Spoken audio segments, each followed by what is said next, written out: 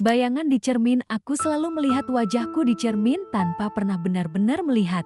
Yang kulihat hanyalah garis-garis proporsional, senyum yang mudah diingat, dan mata yang berbinar. Itu semua adalah fakta, seperti langit berwarna biru. Aku tidak pernah menganggapnya sebagai sebuah anugerah atau kutukan. Bagiku, itu biasa saja. Masuk ke universitas ternama itu adalah sebuah pencapaian. Nilai-nilai tinggi di rapor dan ijazah berbicara. Begitulah pikirku. Aku melenggang di koridor kampus dengan kepala tegak, percaya diri yang membara layaknya matahari di puncak hari. Itu adalah masa di mana dunia terasa seperti hamparan karpet merah yang siap kuninjak. Aku bersinar, dan kupikir itu adalah caraku menghormati kesempatan emas yang kudapatkan. Aku tidak menyadari bayangan-bayangan di balik senyum manis itu.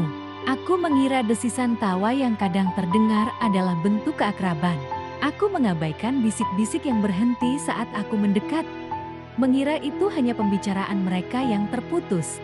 Aku menyebut mereka teman.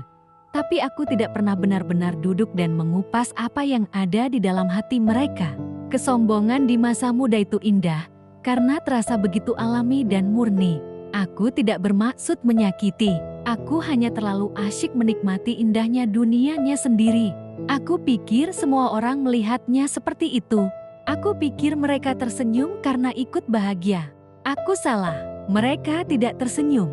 Mereka mendengki. Dengki yang diam-diam tumbuh subur di antara tumpukan buku dan ceramah dosen.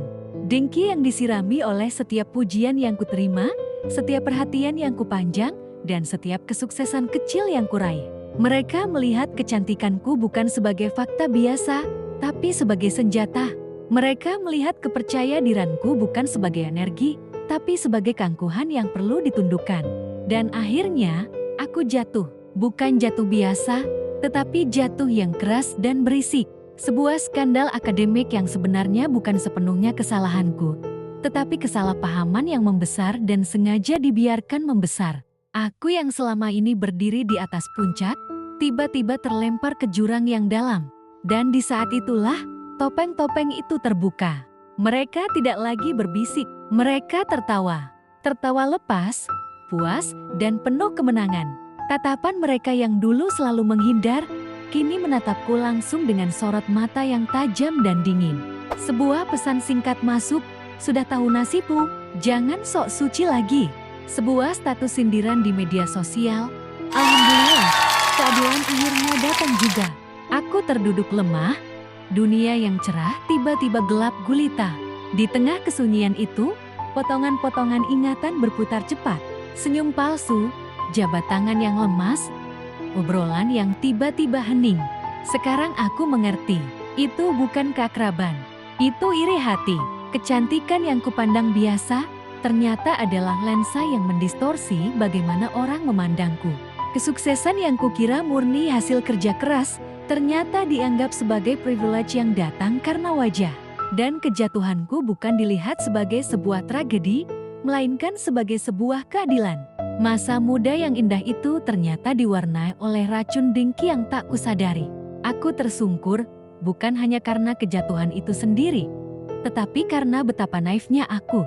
Aku tidak pernah tahu ada yang iri, dan ketidaktahuan itulah yang justru membuat kejatuhanku terasa lebih pahit. Mereka tertawa puas, dan di tengah tawa mereka, seorang gadis muda yang dulu percaya diri, belajar pelajaran paling kelam tentang manusia, bahwa terkadang cahayamu sendiri bisa membentuk bayangan terpanjang dan paling gelap yang siap untuk menelanmu.